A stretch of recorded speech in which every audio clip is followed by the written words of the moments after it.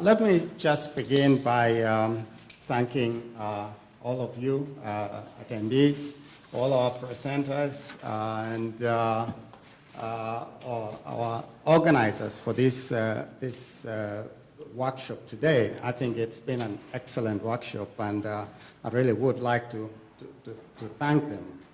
I mean, the Agricultural Law Education Initiative has now been going on for quite a few years, and I would be remiss if I didn't also thank the legislature for the continued support that they have provided for the program.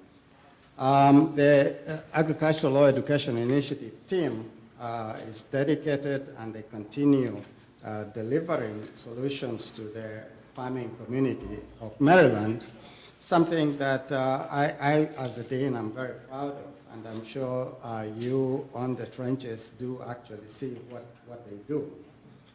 Clearly, the diversity of the topics we have had today is reflective of the wide range and complex environmental policies that farmers must deal with every day in order for them to conduct their business effectively. And most of these policies and programs are really supported through the Farm Bill. Now, the Farm Bill, for most of you who, for those who may not know, is typically a legislation that is enacted every 5 years. And it governs a substantial array of federal farm, food, fiber, forestry, and other rural policies and programs, particularly those that are under the purview of the U.S. Department of Agriculture. And the Farm Bill is under the jurisdiction of the House Ag Committee and the Senate Agriculture, Nutrition, and Forestry Committee. The last Farm Bill was passed in 2014, and is set to expire in September 2018. So the intent is that a new Farm Bill will be enacted by September 2018. Now, when the last Farm Bill was crafted, commodity prices were high, and there is thinking that this resulted in the passage of legislation that largely limited funding to conservation programs. By contrast, today, we are at a time when there are relatively low commodity prices, and many are interested in expanded availability of funding programs such as the Conservation Reserve Program, which provides much needed additional revenue for farmers. The challenge is that in the current political climate, most likely the strategy may well be moving funding from one program to another rather than an overall increase in funding for these programs. And it's with that sort of backdrop that development of the 2018 Farm Bill is particularly crucial, because it will impact farm conservation programs. So with this background, we've invited two experts here who will talk to us about what is happening in terms of development of the 2018 Farm Bill. With us here is Paul Wolfe, a senior policy specialist at the National Sustainable Agricultural Coalition. And he'll sort of talk to us about what his organization is doing in terms of working to maintain and expand conservation programs in the 2018 Farm Bill. Also with us this afternoon is Matt Tefo, Director of Government Relations at the Maryland Department of Agriculture, who will share with us how the 2018 Farm Bill may affect farmers at the state level, and I hope at the end be able to see how we can all contribute to the process of development of the Farm Bill before it's finally enacted in 2018. So without much ado, I'll yield the floor to the experts who will give us short presentations, and then we'll have an open question and answer session. Thank you. Thank you.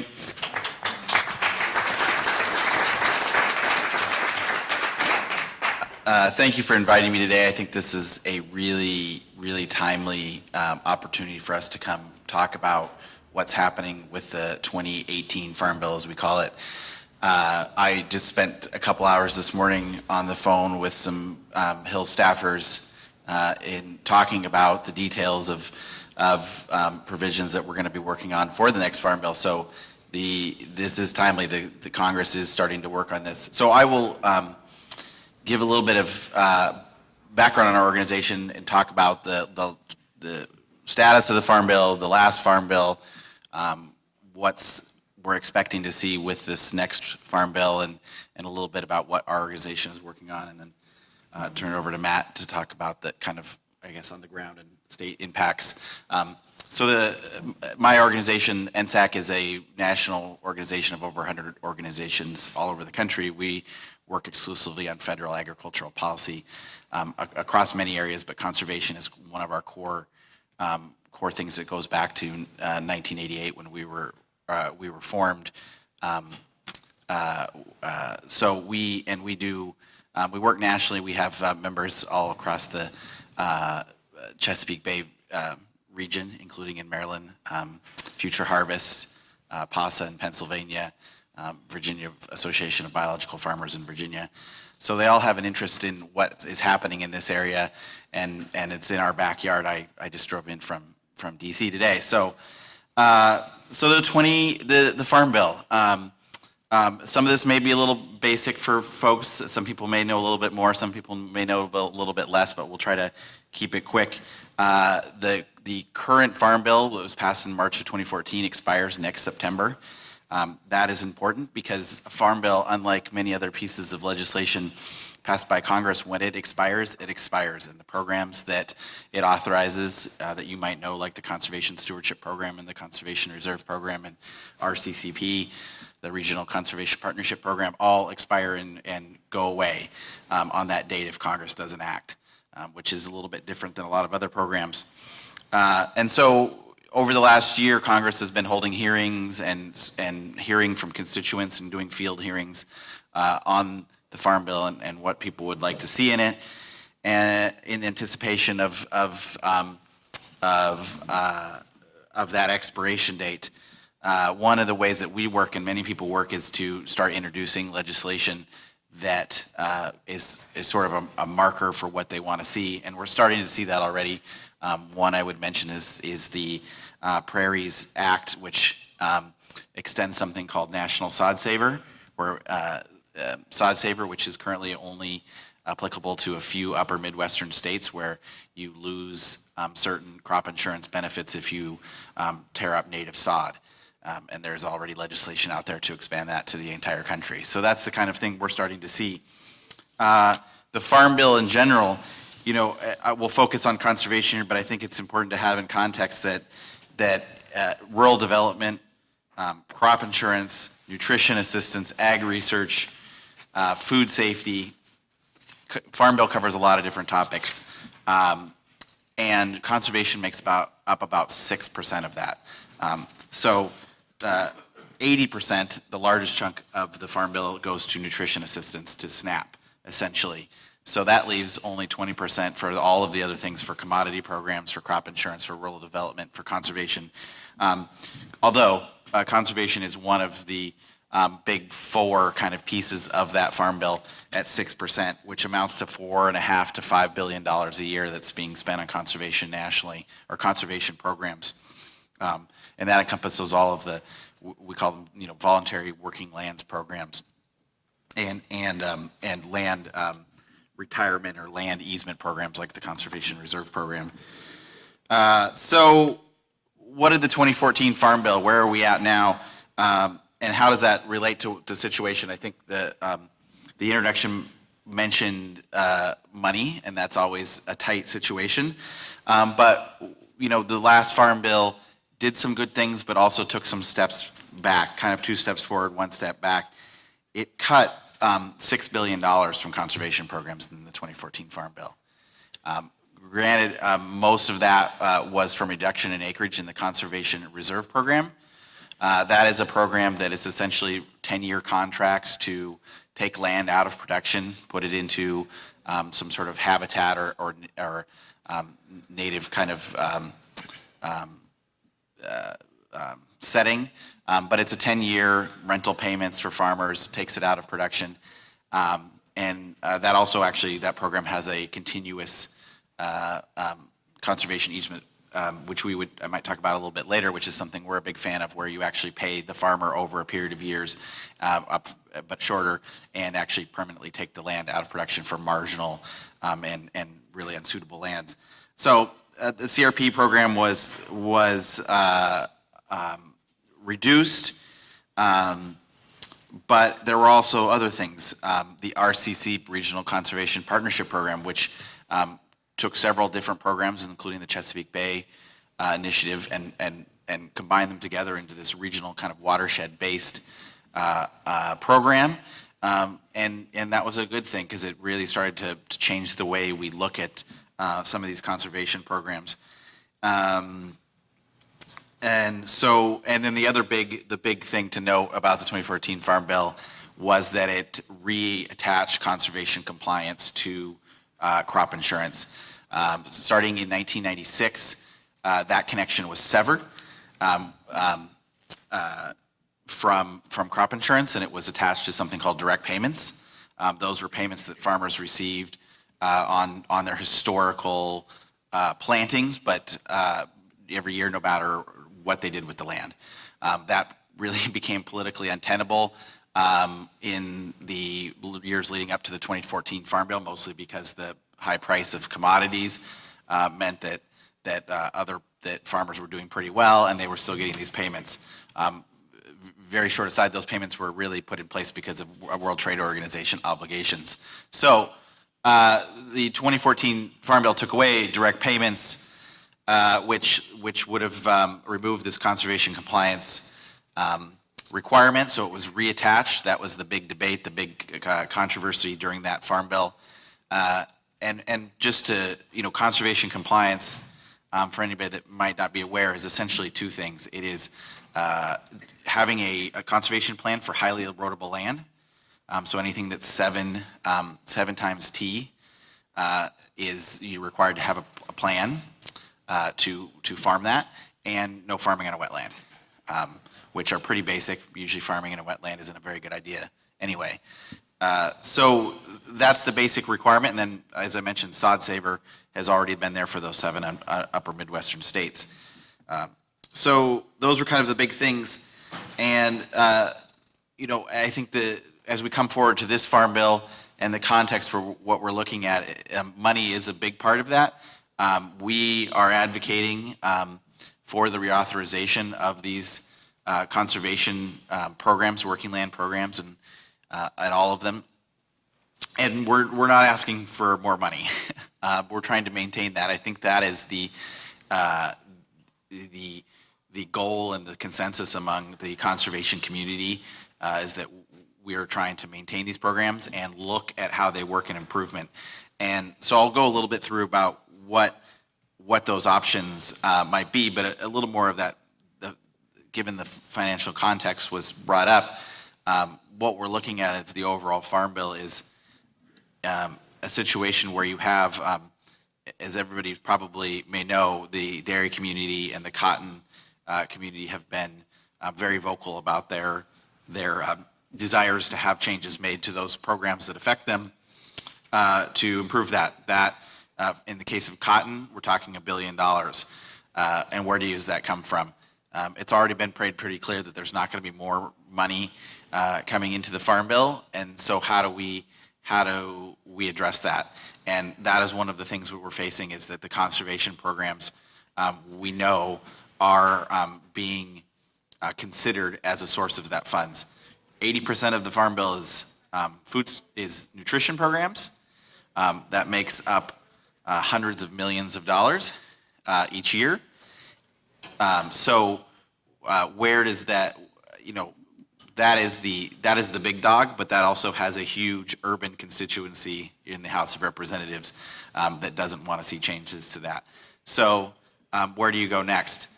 You go next to conservation. doesn't have as big of constituency, frankly, and it's one of the next biggest pots of money.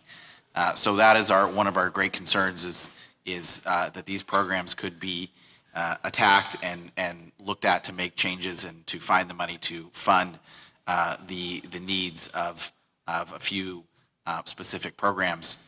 And also on that front, the other big pot that needs to be mentioned is crop insurance. It's an $8 billion a year program. So you have the food stamps, you have commodity programs, crop insurance, and conservation as the biggest four pots of money. And trying to figure out how you shuffle the deck chairs, as has been said, to pay for all the things that you want to do. So we're not focusing on trying to find more money for the conservation programs, but improving their management and how they work. So we kind of have three buckets that I usually talk about this. The first I've already touched on a little bit, reauthorizing and the conservation programs, 10 million acres, maintaining 10 million acres for the conservation stewardship program, maintaining 1.75 billion a year for the EQIP. Sure. Or is it better to bring it closer? There we go. So, three buckets for the conservation programs in the Farm Bill that we're looking at: working lands programs, reauthorization, conservation stewardship program, EQIP, which is the program that provides funding for lots of different kinds of conservation practices through a cost share, one-offs, which are fences, manure lagoons, waste handling facilities, high tunnels, things like that.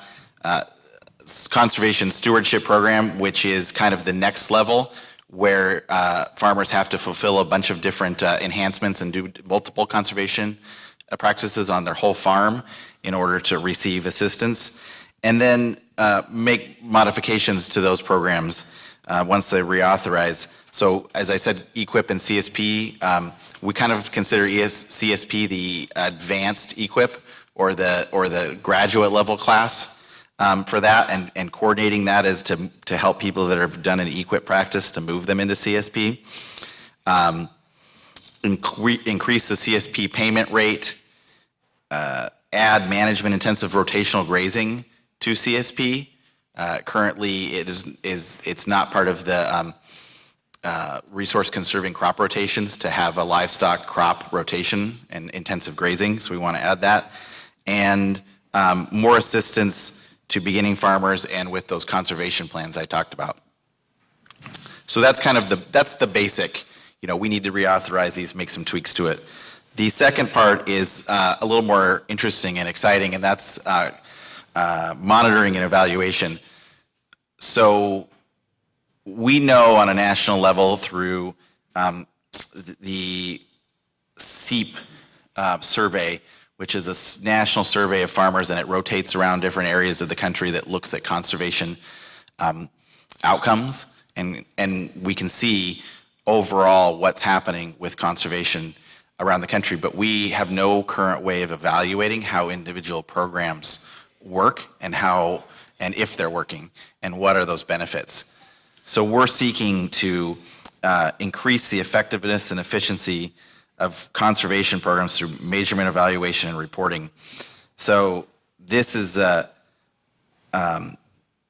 will provide baseline data, objectives, and establish continuous processing and monitoring and reporting. And why this is kind of exciting is because it's very bipartisan and in the fact that everybody wants to know that we're getting our bang for our buck with these programs. We're spending $4.5 billion a year on conservation programs, but we don't really have a great handle on how they individually are improving the water quality of the Chesapeake Bay or preventing sediment from going into our rivers and impacting water quality. So that's a big one. And the other one is that was kind of talked about in the previous speech about how we incentivize farmers to look at soil health And this goes for a lot of reasons, but one of them is carbon sequestration. But it also has a lot of other water quality, environmental effects, air quality effects, but also bottom line dollar economic impact for farmers as well. And that is figuring out how to leverage the crop insurance program and other USDA programs to incentivize farmers to undertake conservation practices like cover crops. I know the state here in Maryland is doing a lot on its own on cover crops, but at the federal level, there could be a lot more done. And we kind of put it into 3 buckets as well. Everything's in threes, I guess. Removing barriers for conservation in the crop insurance program, ensuring that basic requirements, compliance, sod saver are enforced and followed, and ways to leverage crop insurance to encourage conservation. So I'll take the second one first, actually. I talked about compliance and sod saver earlier, and they're already in place. 2014 reattached compliance to the Farm Bill, but there's a few little quirks in that and improvements that we're looking to and are going to be debated in the next Farm Bill. One of those is ephemeral gullies and how they're treated, and currently doesn't fully address those. Expanding sod saver to the whole country, which I already mentioned. Providing a dedicated source of funding to do the monitoring and checking of compliance, of whether people are complying with compliance, and actually something called spot checks. There's been a few GAO reports and government watchdog reports that have indicated that the use of spot checking to ensure compliance has not been even across the states. Essentially, my understanding is right now they take the requirement of doing 5% and spread that around the whole country. And so there's going to be a debate about whether that should be 5% in each state, and actually making sure that's happening. If you look at a map in those reports, there are certain states that have never had anybody not be in compliance. And then you've had states right next door to them that have had many cases of people not in compliance. So clearly something is not being done or not going right when you have states right near each other with vastly different experiences, and usually means somebody isn't actually doing the checking. So that's, and then barriers to conservation. There are actually parts of the federal crop insurance program that are actually discouragement to farmers to do cover crops. One of the major ones is there's a standard in crop insurance called good farming practices that you have to follow. If you don't, this is to say, like, if you have irrigation but you decide not to turn it on, and your crop dies, you can't get a crop insurance payment on that. But if you want to do a cover crop, there's a whole set of special rules that you have to follow that don't apply to any other practices. You can till, you can spray, you can do whatever you want on your farm, but if you plant a cover crop, you better follow these rules or else you lose your coverage. That's an example of subtle barriers and disincentives to farmers that send the wrong signals to not do that. And then piloting ways to leverage crop insurance to encourage conservation. One of the big ways we're looking at is data. Most people would say, "Oh, cover crops are great. I've heard they do good things for the soil." But the idea is that cover crops have the effect of reducing yield variability, and proving that that's a fact, and leveraging federal data to find that out so that we can provide incentives in the federal crop insurance program down the road to say that if you're doing cover crops, you have lower risk and therefore you should have lower premiums. That has not occurred yet, and that's one of the things that's happening. So that's kind of overview what we think the debate's going to be about and where the Farm Bill is, and I'll turn it over and happy to answer questions as well. Thank you, Paul. So I think when Paul started, he said this is a very timely discussion about the 2018 Farm Bill. And Sarah, if you could bring up that article that was just in the Washington Post today, and I know some press releases have gone out. But just recently, as Paul mentioned, can you hear me? Okay. Bring it out. Bring it closer. You gotta, like- Better? Better? Okay. Like I said, this is a timely topic because Senator Van Hollen, who is on the Senate Ag Committee, just placed, as Paul mentioned, a marker in the next Farm Bill to increase funding for RCPP program from 100 million to 300 million. Governor Hogan and the administration was very helpful in that we put input to that bill. MDA made some comments that we've heard from the agriculture community, and we are supporting that measure from Senator Van Hollen. And the Chesapeake Bay program actually sent a letter from all the governors in the Bay watershed and supporting that measure. So I was going to say that is a very timely, and we're continuing to work and move that through the process. Going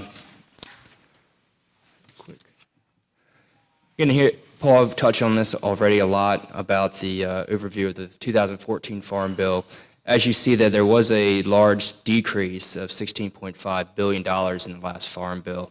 And I think that has a little bit to do, as Paul mentioned, with commodity prices at that time are very high. And there was also a initiative in Congress to do a lot of cutting of programs and so forth. So also mention the last Farm Bill was delayed over 18 months. It expired in 2012, but wasn't signed into law until 2014. During that time, as there is now, the political landscape is very unclear. The focus right now is on tax reform. It passed the House. We don't know what's going to happen in the Senate. And also on the ag-related side is trade with NAFTA. Those final talks have been pushed to 2018 on that as well. So that is very a key important component in the Farm Bill as well because of the trade title. So again, you know, it's almost like history's repeating itself. We don't have our ducks in a row going into 2018. We may see the Farm Bill not being on the calendar well until past the August recess of next year, and then we also do have an election in November. So a lot of uncertainty, but you know, with Paul and the many groups that he represents and all the other national trade associations, we are working to try and get it, you know, on the radar. And I know both Chairman Roberts and Conway are moving it very at a fast pace as well. As Paul said, here's a graph of what he kind of was talking about, the big 80% for nutrition title, and then we focusing on the conservation title on our panel discussion, the 6%. If I go back,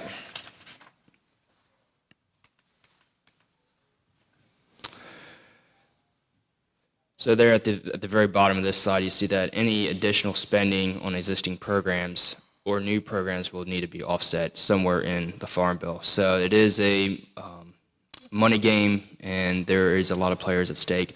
And full disclosure, you know, this slide that I dug up last night is from NASDA, which is our national trade group for agriculture departments throughout the country, and we work very closely with them, with our delegation and other members of Congress to put together our priorities. And NASDA has 7 of them. The primary one of them being conservation title. So we would like to see more funding in there in regards to the overall landscape of the Farm Bill.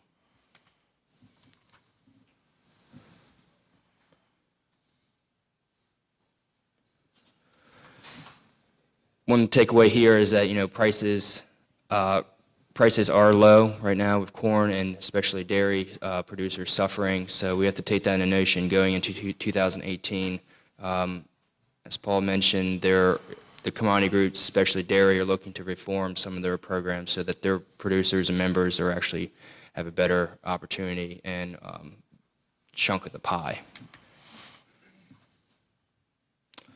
We touched on that as well, the Urban Rural Coalition. Everything I've been told is that there is still initiative in Congress, especially on the House side, to split the new nutrition title out of the Farm Bill.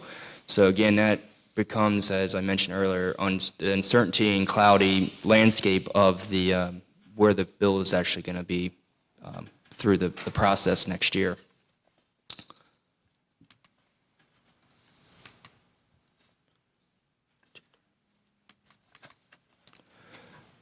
Get to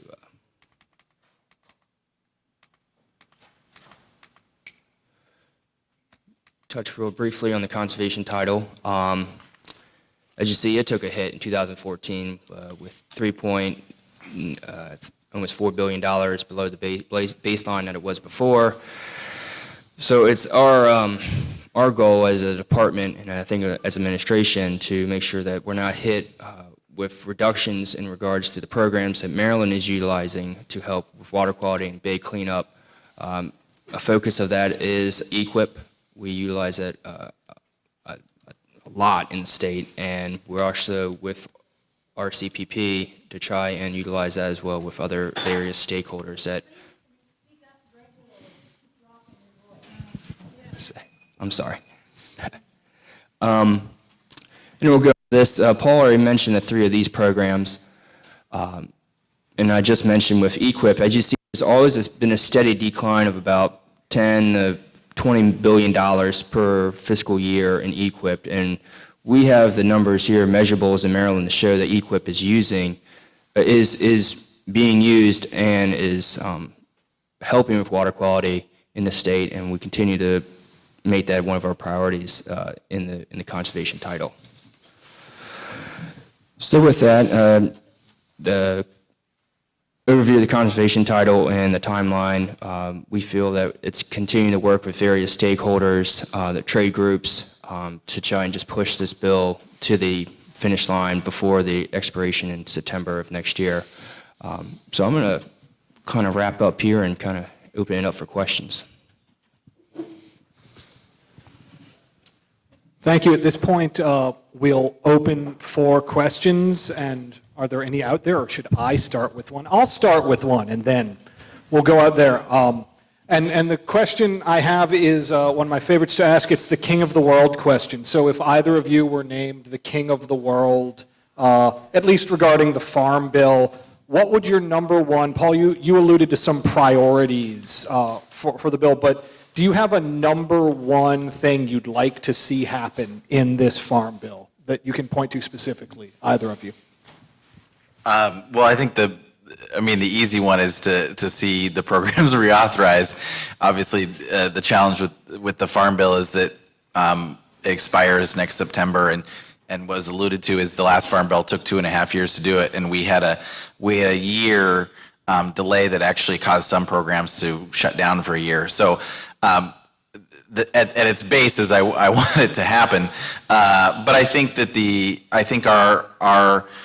our number one priority is to, beyond having the programs reauthorized, is to make some improvements, and really the monitoring, I think, idea of putting in place some programs and some funding to make sure that we're getting the bang for our buck on these programs, that they're actually doing what they're supposed to, and that as a broad kind of appeal from your conservative folks that are saying, that are very concerned and talk a lot in DC about cutting programs, and really don't like paying for things twice. They don't like paying for a conservation program and then having to pay to clean up the pollution after the fact too, because the program didn't work. So there's a lot of broad support for that. I have the pie chart up there, and as you see again, the 6% conservation, and the main goal is to keep that, if not increase, and to show that here in the Maryland, and especially in the Bay watershed, that we're utilizing all the federal dollars and resources and getting the technical assistance that we need on the ground, especially for our producers that are taking part in these cost share programs. Commodities, I kind of leave that to the respected trade groups in DC to hash that out. But overall, we're light years ahead of what we're doing here in the Bay Shed, and we're trying to do more. And we need the technical assistance and federal assistance from that, from the Farm Bill. So I would say just to keep that 6%, if not, keep it back to the ag focus of the bill. Mr. Errol Maddox, University of Maryland Eastern Shore. Might be an interesting nexus, conservation programs and urban ag. From what I've been able to glean, that urban ag is from Stabenow and some others is high on their list. You have a crystal ball to help us out to know what's going to happen with urban ag and conservation? That's a little bit of a tough one. I think Senator Stabenow has previously had a bill on urban ag, and Congresswoman Capter from Ohio, the Cleveland area, also has an urban ag bill.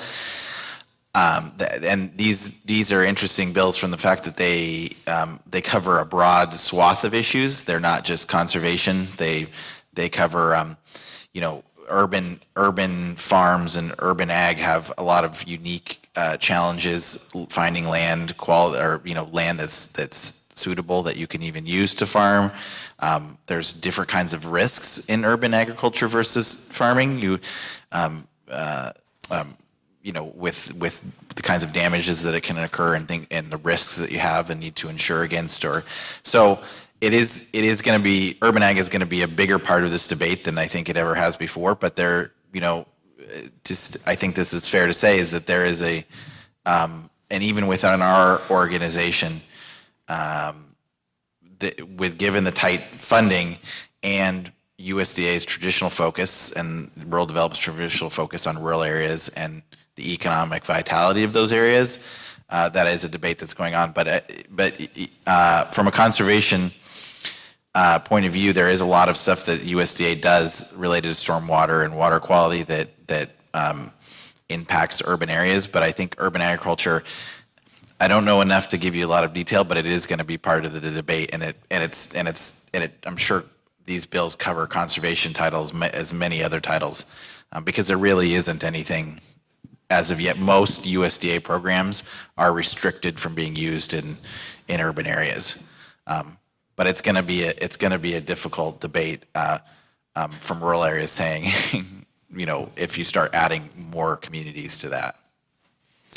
I think there's some opportunities in the especially crop block grants in that, but as Paul said, there is some restrictions on their use on the urban side because they are focused on rural development. But I mean, at the Department of Ag, we utilize a number of specialty crop block grants for marketing purposes, and I think there's opportunity to tap into that on the urban ag sector. Question on, I'm just looking at the pie. Obviously, the 80% is the nutrition side, and I listen to a lot of the ag groups, including Farm Bureau, that mainly focuses on the 20% side, but the 80% is really where, if you listen to the tea leaves, particularly in the Republican side of the Congress, they're going to really look to do a hatchet job on that section there, particularly in the SNAP programs and things like that. One of the components that's in there that we continue to hear, particularly in Maryland, is about the fresh fruits and vegetables section, which has your WIC and your senior and your veteran program, which is part of it's out of here and part of it's under appropriations, which is kind of duplication of services there and is really a waste of money because of having the two programs separate. There's a movement to possibly look to consolidate those into the Farm Bill, which would save about $90 million a year. Where is the ag side, particularly on the sustainable ag side? Do you guys, is that even on your radar? Is that something you guys are talking about? Because I kind of feel like we're kind of forgetting about the 80%. We supply the food that fits that 80%. So where are we at on that? Is there some things that we need to be addressing? I think, are you talking about like the farmers market and local food promotion program and things like that? Yeah. So there is on both sides. There's it's in that like 1%, I think. We actually have a bill that's been introduced called the Local Food and Regional Market Supply Act, called FARM, by Senator or Congresswoman Pingree from Maine, Congressman Maloney from New York State, Hudson Valley, and Congressman Fortenberry from Nebraska, that is looking at consolidation of some of those programs. Now, it's not I don't think it's in an effort to save money. It's an effort to create more streamlined programs and to frankly, probably increase funding. So that is out there and is looking at how to streamline some of those programs and streamline some of the bureaucracy behind them, but not necessarily reduce their costs. I don't know of an effort to, I mean, there's certainly a lot of people looking at the nutrition side and what might be done there. I think the most likely scenario is that the provisions related to able-bodied adults are looked at in order to reduce funding there. But you mentioned the urban-rural deal that was made going back to the 70s, and you're going to be hard-pressed to make many changes, if at all, to that 80% and get any urban members of the House to vote for the bill, and that's a challenge to making any changes there. But I don't know. I don't know about an effort to across those sections, but within those the local and regional food systems programs, there is some consolidation. I mean, members of Congress are always looking to try and reform and streamline programs to look for savings. So, I mean, the 80%, they're going to be looking at those programs. Any final questions? Please join me in thanking our panelists.